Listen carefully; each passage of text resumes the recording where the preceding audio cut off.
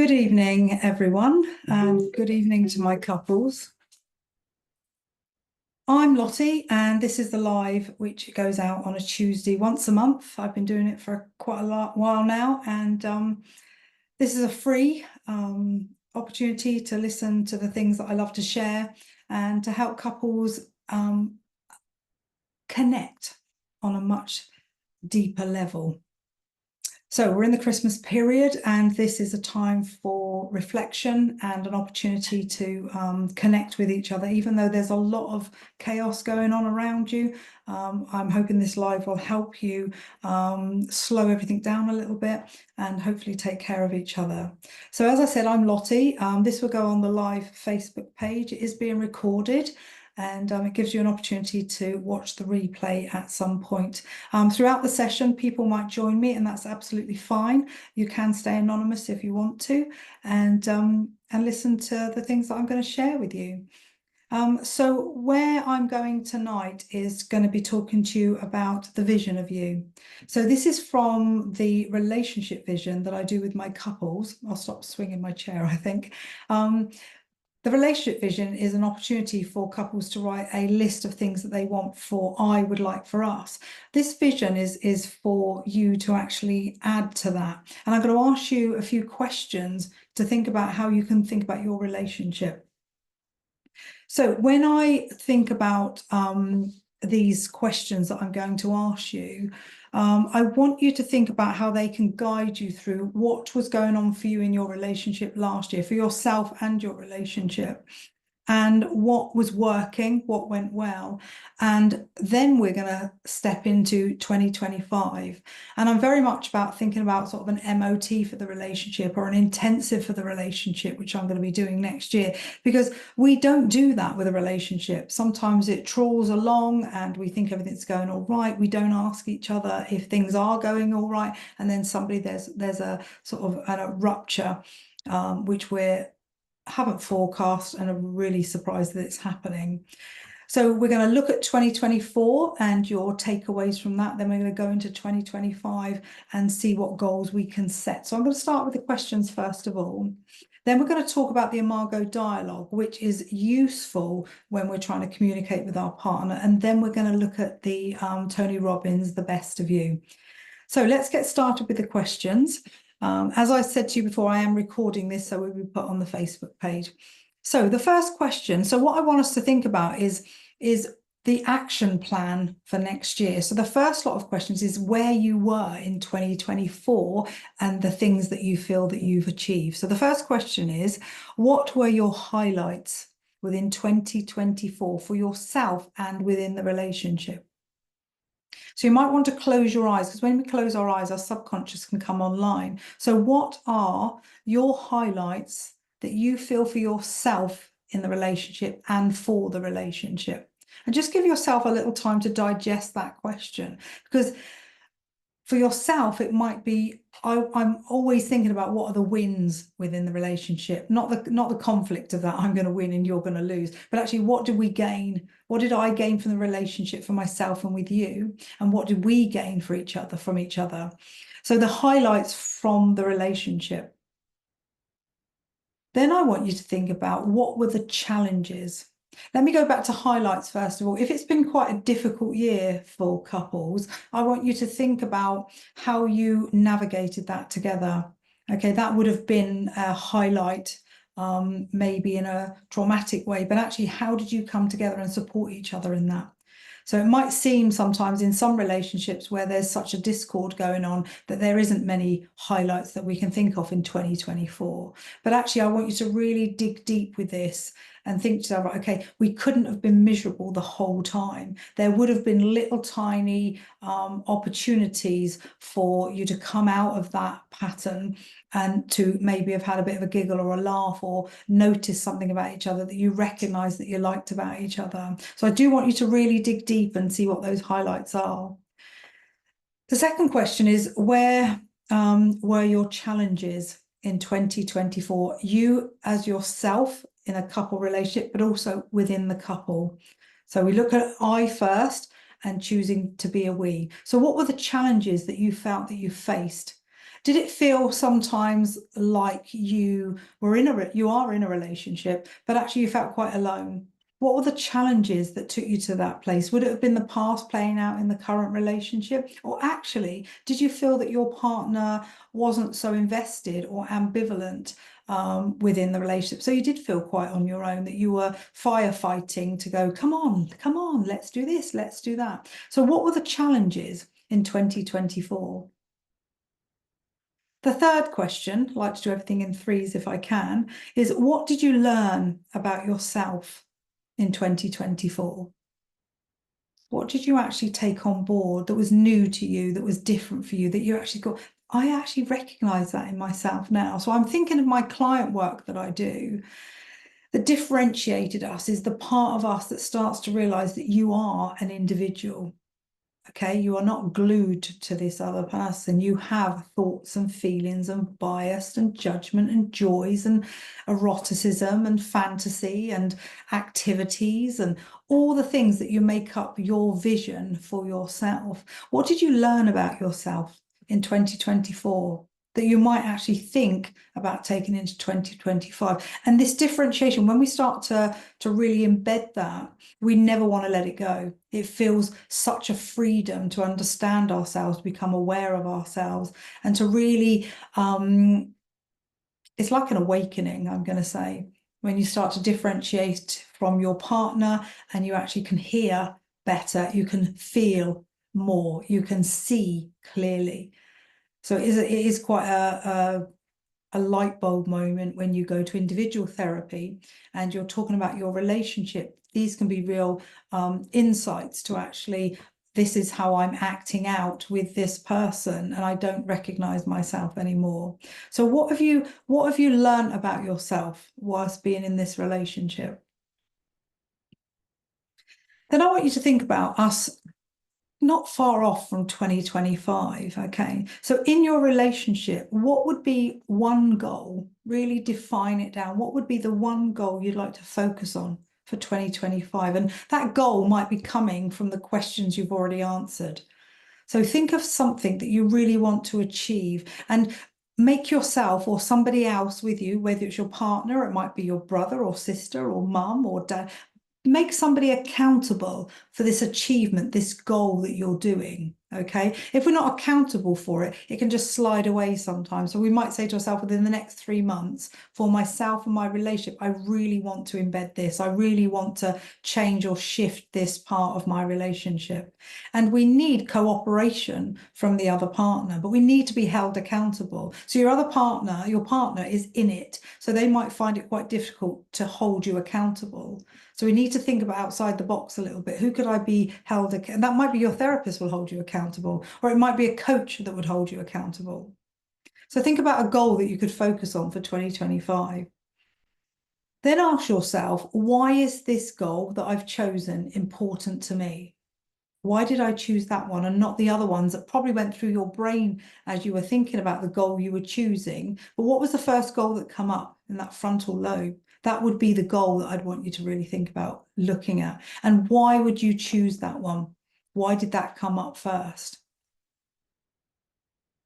And then we'd be looking at the question of action. How will you action this goal whilst you are looking after yourself?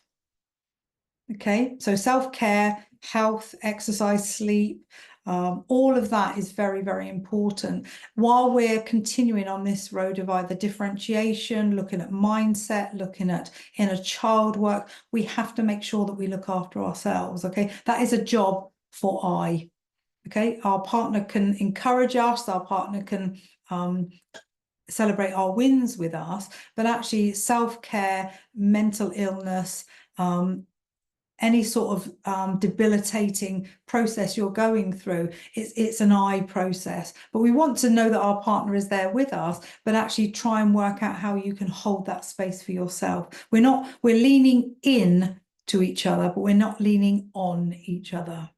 There's a difference. So I want you to think about those questions. There are 6 questions altogether, okay? And how would you answer them?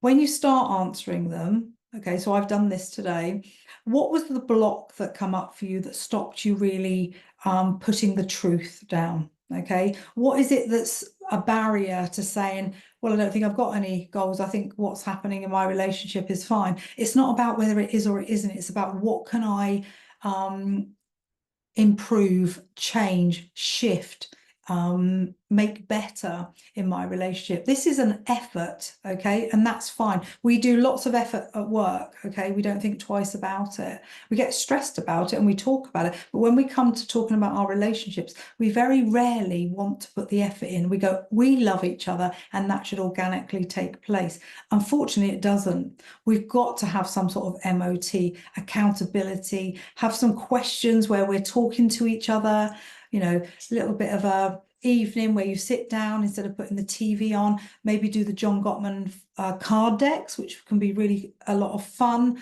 That's a free app that you can download, and you can start asking each other questions. So there's general questions, there's questions on a deeper level, and also there's intimacy questions as well. So that's another way of actually starting this process of getting to know each other. And your partner getting to know you will make you think of things that actually become an I as well. So these two things are going on at the same time. So when we talk about what we need in a relationship, we need consistency, but we also need risk. We need freedom, okay, but we also need closeness. So when we're talking about a relationship, we need such a combination of the different things for us to be able to thrive within a relationship instead of just exist. So I hope those are useful and you'll be able to go through them when you listen to the playback. So what I want to talk about now is the Imago Dialogue, okay? The Imago Dialogue is a really lovely space to be taken into. And what it means, it's a structured communication technique that gives you the opportunity to slow everything down and really mindfully ask your partner something that could be irritating you. Now, I always start off with something a bit mundane, really, but actually, when I start on the chore list, for example, that can actually be quite contentious. So it's hard to find something that's not quite a hot spot. We're trying to find something that actually is just a little bit of an irritation. But actually, if you keep doing it, it's going to really start getting to be more of a frustration instead of an irritation. So this gives the opportunity to express communication. It gives the opportunity to increase the empathy between both of you. And also, after the third week, it gives you a deeper connection. Because when we first start doing something new, it can be quite clunky, first of all. So when we've done it after 3 or 4 times, we start going, okay, now we're starting to repeat ourselves in an argument. We do that because we feel that we're not heard. If we do the Imago Dialogue, that can't happen because the sentence is so short and then it's repeated back. And then it's checked out, that's everything on it. Then we look at the empathy of that. Where is the empathy within this perspective of your partner feeling this? So we must validate a feeling. Okay, it might not be your feeling, you might not care about it, but actually hearing your partner, the empathy is standing in their shoes of that frustration. So I'm going to go through that with you, okay? So, and I'll give you examples as well to sort of set the scene. So one partner would say, I get frustrated when you don't put your cup in the dishwasher. And the other partner would say, what I hear you say. So we've got an emotion, okay, frustration. Then we've got the mantra, which is what I hear you say is that you get frustrated when I don't put my cup in the dishwasher. Is that correct? Yes, that's correct. Is there anything else on this subject? No. And you notice I say this subject because we can't go off on a tangent, which we usually want to as human beings. We want to say more and more and more.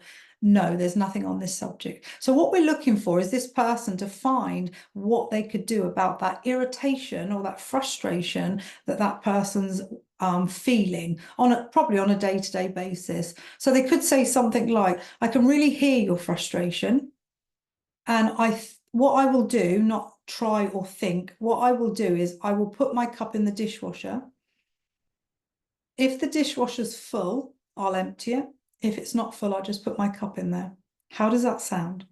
That sounds lovely. Now, that could just end there, but with me, I like to tie everything up. So that now is a contract, a definite signed, sealed, deliver contract. So that cup can never be left outside now, because that frustration will build into a resentment, and that resentment will build into contempt, because what we're looking at here is it's not about the cup. It's about the respect that I've asked you and you don't care. You don't listen. You might even have a person that actually is not aware that that is such a frustration. And that's why the Imago Dialogue is such a good tool, because you start to really go through the things that are like not hotspot stuff. And then when something really explodes, we can go, I'm not doing this with you. Your level is too high. I've stopped listening because I'm overwhelmed. We're going to do an Imago Dialogue. Now, I just said a big, 3 or 4 sentences to an explosion of a situation. What we would say to the other person is the word pineapple, which is contracted to mean this is getting too spiky for me. It's becoming unsafe. I'm becoming overwhelmed and we need to stop. But we will do an Imago Dialogue later on. And when you've got all those chemicals to go down slightly, you then go back and you make a really specific time to do that. So 7 o'clock on Friday, let's sit down together and we're going to revisit that conversation. A lot of people believe that when the conversation's gone, we're going to shove it under the carpet and everything will be okay. That stays in our body. There was no conclusion. There was no settlement of it. There was this disruption or rupture that actually has gone nowhere at all. So we need to be mindful of that. And when you think of the Imago Dialogue, and I'm going to do a different version on the same lines, because there will be a continuation of this sometimes. So I get frustrated when you put the towels just outside the bathroom door. What I hear you say is you get frustrated when I put the towels just outside the bathroom door. Is that correct? Yes. Is there any more on that subject? Yes. I would like it if you would help me. I will put them at the top of the stairs and you help me put them away. So what I've heard you say is you would like me to help you put them at the top of the stairs, help you, and help you put them away. Is that correct? Yes, that's correct. So what we're looking for is the empathy again. So we've done the emotion, which is frustration, okay? We've done the sentence. And if you notice, I actually made a mistake in the sentence, but I still took it back exactly as it was. So we're looking for the same sentence to come back so that the other person knows that they've been heard. And then we've got is there anything else on the subject? Yes. Then we do the dialogue again, and then we go into the empathy part. So I can really hear that you get frustrated that you're doing the towels all the time, and I'm actually not contributing to do that. So let's make a deal together that actually when they're at the top of the stairs, whoever's going up there next will put them away. Let's share that chore. How does that sound? That sounds fair to me, because I'm fed up with always putting them at the top of the stairs and don't want them there. So does that make sense to all of you? Okay, so we need to make it as defined. I wasn't that defined then, to be honest, but we need to make it really clear of what we're asking the other person. The other person's going to repeat it back to you exactly as it is. Then you're going to say to each other, is there any more on that subject? And if there is, the next sentence needs to be as small as the first sentence. So what we're doing is this again and again and again. And you will find that actually there will be a completion to it. I feel heard because the cup's being put in the dishwasher from now on, or you say you're going to do it. The towels are not going to be left right outside the bathroom door. We're making a contract for this. And interestingly enough, I had a lovely couple here, and there were 2 things that they put together that they wanted. And actually, when I saw them again, which was a couple of weeks later, they hadn't done the frustrations. They'd actually adhered to the contract. And they were quite surprised, because they were like, I can't believe I didn't leave this there. I actually consciously said, I can't do that. I've made a contract. And that's why I want us to complete things, because sometimes the training we have is great, but sometimes we can go to a place of what's the conclusion of these exercise that we give to our couples. Do we need to have some sort of ending to them so it's really, really clear?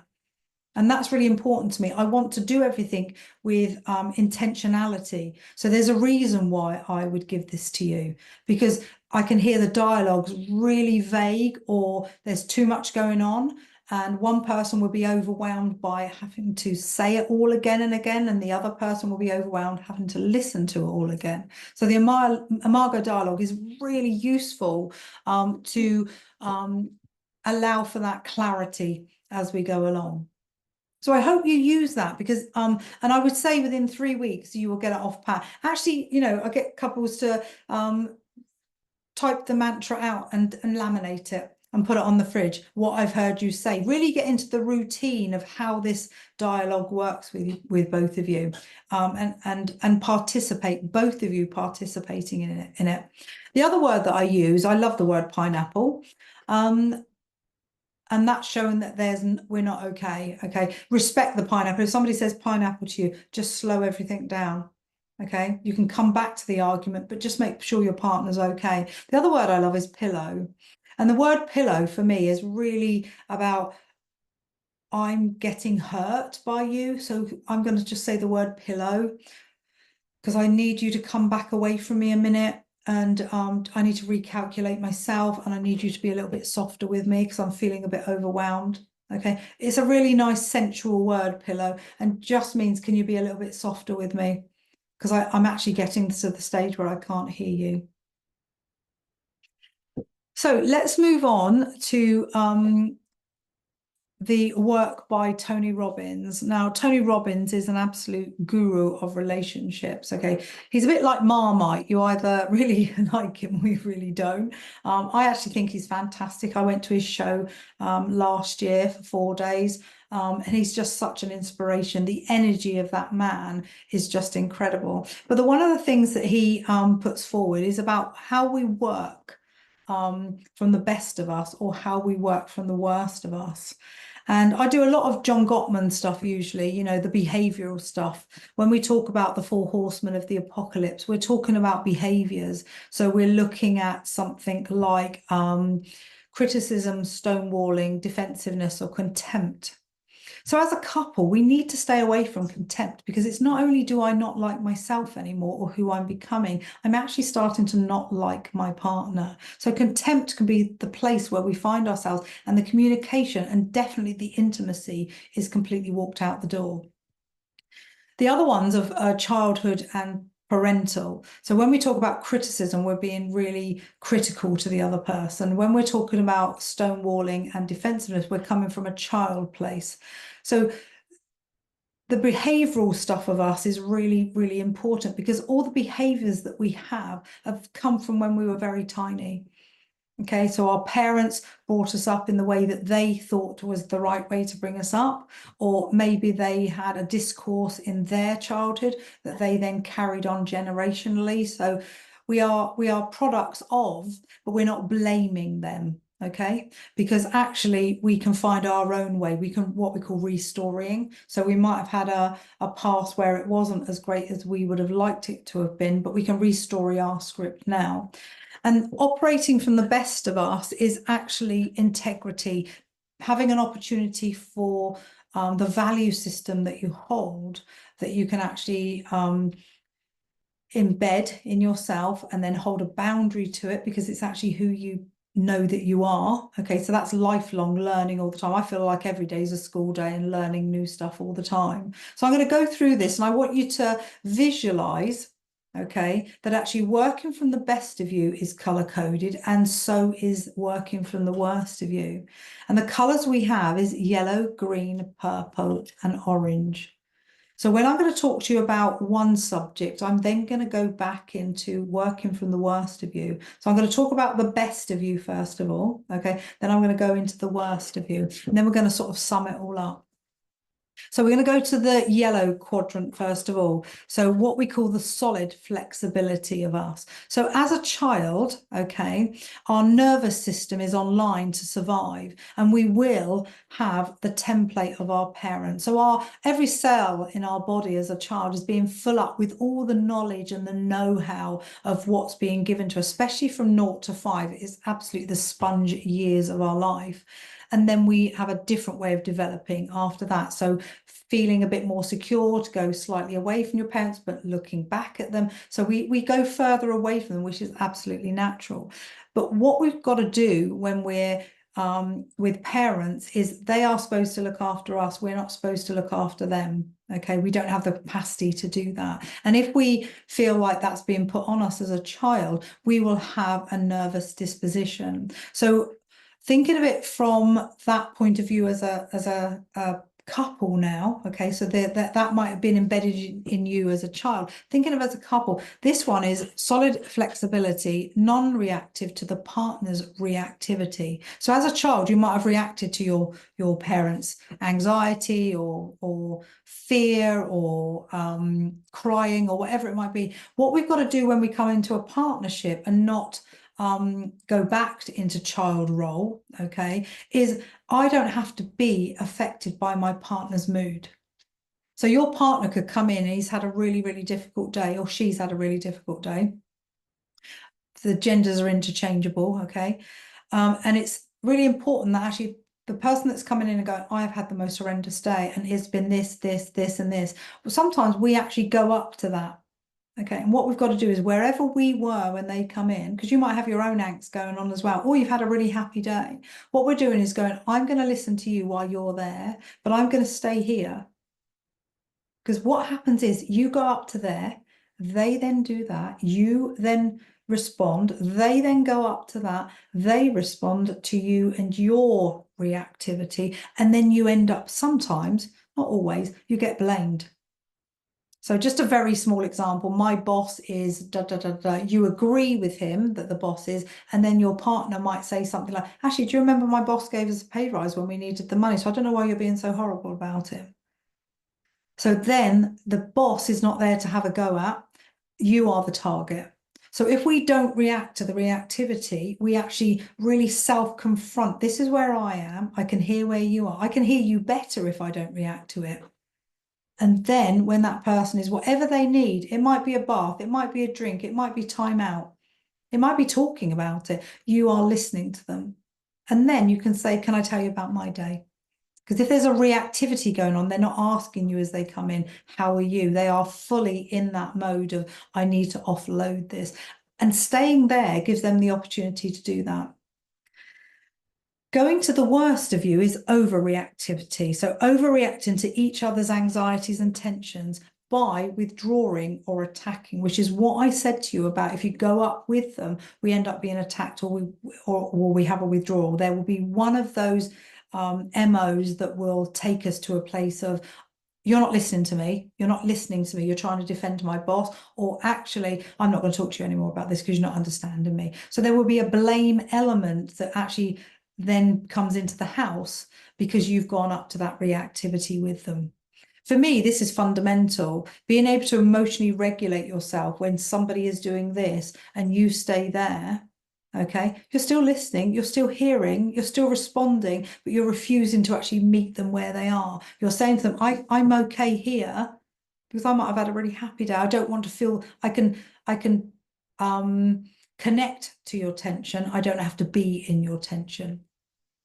So the next one, we're going to the green quadrant now, okay? So we're looking at the best of you, quiet attention, soothe your own anxieties and quieten your mind and calm your heart. Okay, I love that, calm your heart. So when we look at that, soothing your own anxiety, so you might have had an upbringing where everything was a bit like, got to get on, got to be busy. So why are you sitting down? Okay, so we need some soothing as a child. And if that isn't there, we find it very, very difficult to be empathic to our partner. And I'm talking generally here, not always, okay? So if we haven't got that quiet mind, we haven't got that calm of heart, we need to find a way of soothing our bruises. You can see it in children, like when you have a mother or father and you've fallen over, okay, if you're told to get up, just, oh my God, get up, okay? There's no soothing there. You have to like cry a little bit, but you feel that you shouldn't. You are no plasters, no sort of like care at all. And it's not, it may be not that the parent doesn't care, but the parent's template might be big boys don't cry, girls get on with it, whatever it might be. Okay. Now, if we've got a parent that actually nurtures it a little bit, so they go, right, okay, let's go in and get the plaster. Oh, you're limping. Okay, let's go and get the plasters, put the plaster on, and then we'll see. The next time a child falls over, okay, they will go and get the plasters. And it's interesting, they don't hobble, they're running, because they know that when they get those plasters, there'll be a little bit of nurture there, there'll be a little bit of soothing there, okay?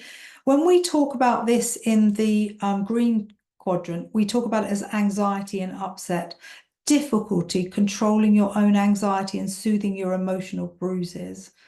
So we are, it's a fact, wounded as children, okay? Not intentionally most of the time, but we are. There's lots of things, and they can be really small things, like a mother's in a rush and changes the nappy really, really quickly, and the child's like, what the hell is going on here? They haven't got words for it, obviously, but they can feel there's this reaction that babies have if the mother's trying to get somewhere on time. That's not a fault. It's just it's happening. Okay. And when we talk about the developmental ages, 0 to 3 months, 3 months to 18 months, this sort of thing, there will be little tiny processes that go on that we can have as children as feelings that we carry into our adulthood.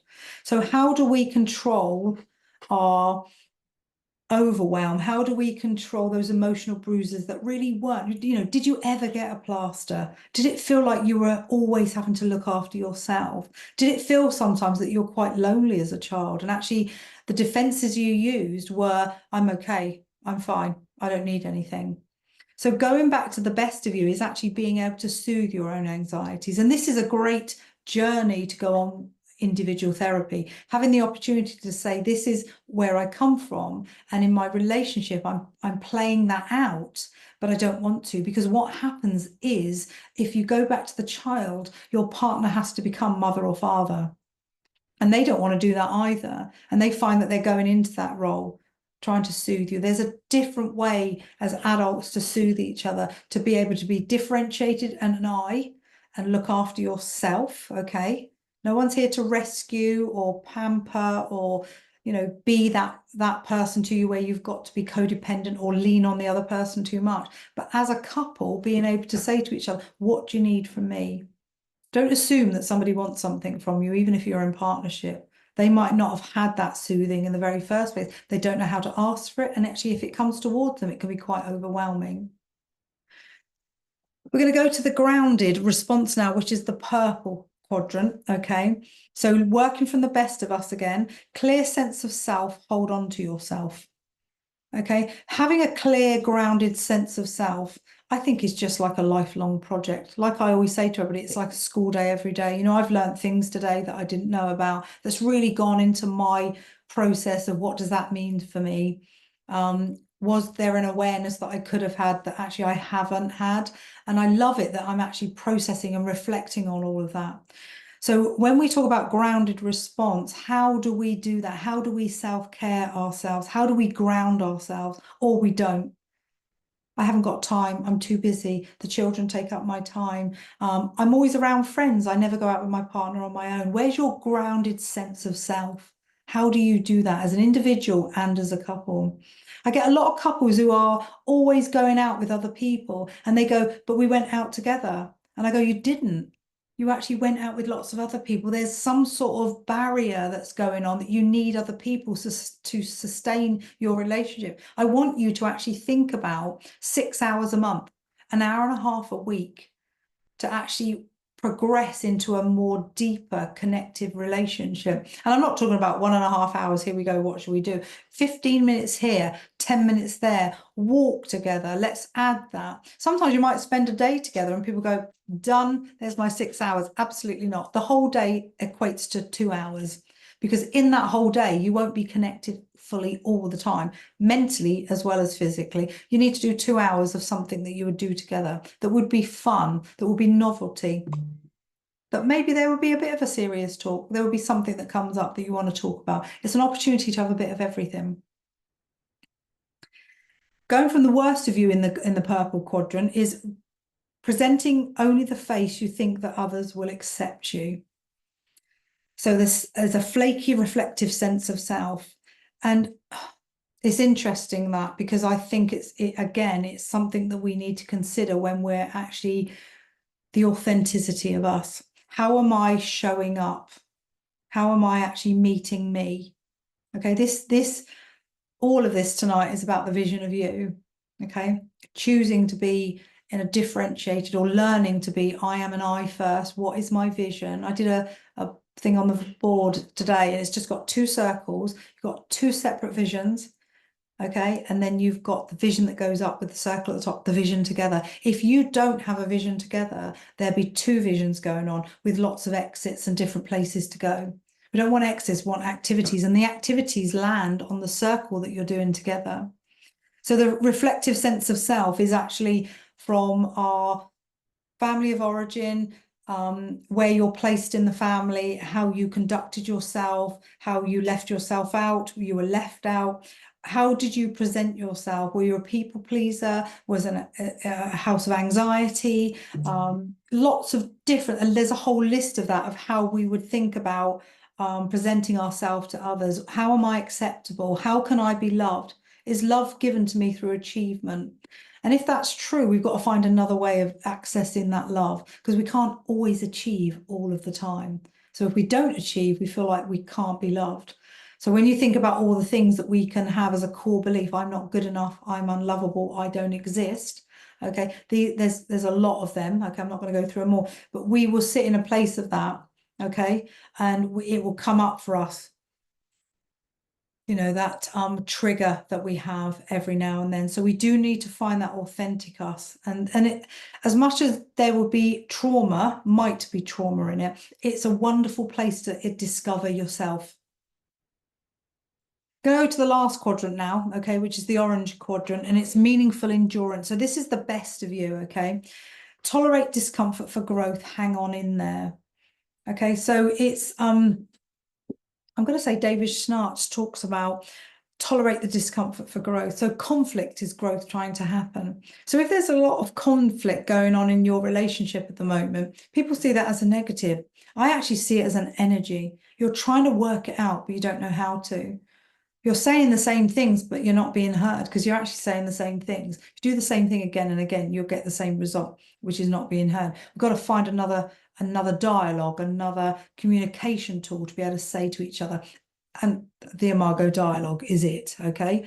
But what we're looking at here is tolerating the discomfort, being able to sit in a place of, this is uncomfortable, but I want to learn. What is my takeaway from, or my reflective practice of feeling this? Have I felt it before? Is it familiar to me? Is it actually a trigger? Or is it new to me? These are really good questions to ask yourself as an individual and in a partnership. And then what we're trying to do with the orange segment is actually avoiding or giving up when we talk about the worst of us. And we can't avoid conflict because it's growth trying to happen. I really believe in that sentence. But what we're trying to do is avoiding what needs to be done to grow in the relationship. So without growth, we become stagnant. Without arguments, we become stagnant. How would you know that your partner isn't happy about something unless they vocalized it? Unless they vocalized it and they weren't heard. So they started getting a bit angry with it. Sometimes we vocalize it many times, but it's only when we get angry that the other person takes notice.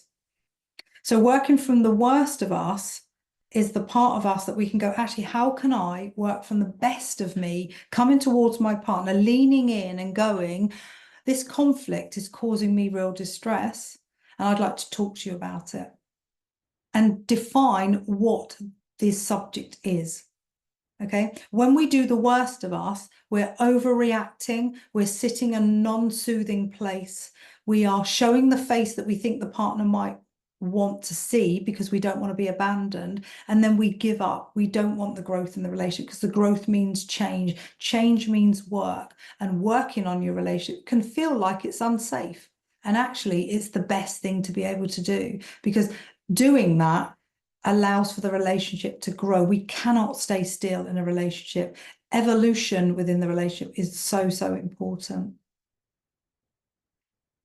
So bringing all that together, there is the Imago Dialogue. So let's start from the beginning, okay? The questions that I asked you first of all, okay, reflecting on 2024, giving yourself the opportunity to think about all the things that you your highlights and your challenges and what you've learned in 2024, and 2025, taking whatever that goal might be, okay, and 3 months. I'm going to achieve this goal within 3 months. Yeah, as an individual, this is what I want to do. And then as a goal for a couple, what would you like to do? We need separation for closeness. This is why I talk about the I quite a lot, because if we have the opportunity to go, I would like to go diving in South Africa. Okay, your partner might go, oh, couldn't think of anything worse. But actually, the opportunity for you to go and do that, because your vision before you were with this person was, I want to do that diving.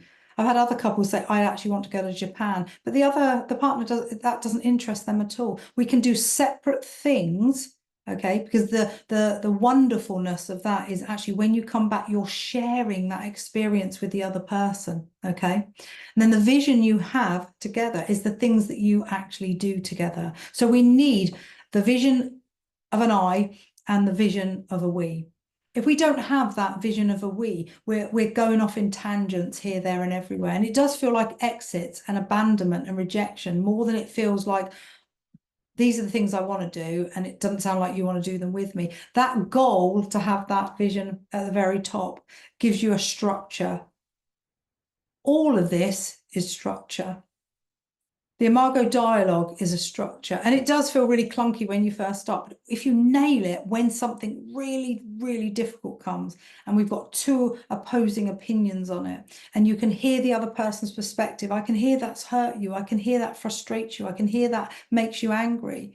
They're going to sit in that empathic place with you for a while, and then get a solution to it. And that's where the contract comes in. With the operating from the worst of you, operating from the best of you, the wonderful thing about that is when are you operating from the best of you? And if you know you are, there's a really lovely feeling that comes in, because we're connecting that to our value system: integrity, honesty, trustworthy, loyalty, all of that. If you're working from the best of you, that's the authentic you. If you're working from the worst of you, you've got a script that might be coming from somewhere else. And that interferes with the relationship. What we want to do is actually, who am I, and who do I want to represent as me? What does that look like? Okay, and none of us are perfect. You know, these lives that I do, I look back at them sometimes and I think the things that I've said, but I really believe in coupledom. I really believe in family. I really believe in that opportunity. If you're choosing to be in a couple relationship, and I'm just talking about a heterosexual relationship at the moment, okay, I believe that actually there's a multitude of different ways to have partnerships. And that's absolutely fine. That's what you choose. That would be another contract that you would look at. But when we're talking about a relationship with two people, okay, I want you to be able to communicate well with each other. And with communication, intimacy evolves. Okay, lack of communication with each other, intimacy walks straight out there, hand in hand with communication. So I want us to connect those two together. So the best of you is the one I want you to work from. And the worst of you, I want you to notice when that's happening. Because, you know, I'm going to always say the age of 3. I've got a thing about the number 3, obviously. At the age of 3, you knew when you weren't being okay. You knew when you were doing something wrong. You knew when you were getting told off that probably you shouldn't have done it. And you probably were trying to touch it just as they were saying, don't touch that. Okay, so as an adult, you know when you're working from the worst of you. I really can't believe there isn't anybody that wouldn't know when they're being mean, if they're going to contempt and being cruel. So I believe in that humanity, that we know when we're not being okay. So if you actually make a contract with yourself to work from the best of you each time, then there's an opportunity to have a relationship that can flourish. So I'm just going to get to my message up for you. Okay. In my newsletter this month, I found a poem from a poet called Caws, C-A-W-S. Okay, I actually put it in my newsletter, but I didn't merit it with someone else, so I apologize for that. And I want to read it to you. And I notice there's a lot of relationships at the moment who want closeness, but they want it without expectation. So when we have this discord within the or fracture within the relationship, it's not going as well as we want it to go. We have a barrier towards intimacy and sex. And if we can have closeness without expectation for a while, that will grow. And I want to read this poem because I just thought it was really, really lovely. I want to sleep with you side by side, our hair tangled, our bodies entwined, your breath, my pillow. I want to sleep with you back to back, no space between us. No words to intrude, only the truth of touch. I want to sleep with you heart to heart, our skin alive, shimmering with desire, lost in waves of trembling bliss, dissolving into each other, until there is nothing else, just us. Just think that is so lovely. And I want that poem to go forward without expectation, because there is a lot of couples at the moment who are finding it really difficult to really connect with each other on different levels. And I want us to do skin to skin stuff, hand holding, really being close to each other without expectation. And that expectation with the respect that you have, that things are on hold for a little while, is really, really useful. So my Christmas message is that actually over Christmas, it can be really fraught. There's a lot going on. There's a lot of expectation from others and also from yourself. You actually get quite exhausted in different ways. And we can spike, remember pineapple, we can have a go at our partners at different times. And we've got to be really mindful about how we're self-soothing ourselves, how we are self-caring for ourselves. And actually, can you actually say at some point, I'm done for today. I need to stop for a minute, go in a dark room, just meditate for a minute. You're only talking about 2 minutes. Meditation could take 2 minutes and it's a reviver. It can give you the opportunity to then take up the gauntlet again if you want to. It's only one day, remember, okay? So give yourselves a break and give yourself an opportunity to be kind to yourself. So finally, I want to read this to you. Somebody sent this to me, which I think is adorable. From me and mine to you and yours, Merry Christmas, or whatever holiday you decide to have and how you celebrate it. I wish you peace and happiness and a very happy new year. Do the questions, make goals for 2025 because it's coming whether we like it or not, and enjoy. I'll speak to you in January, the last Tuesday of the month. Thanks, everybody.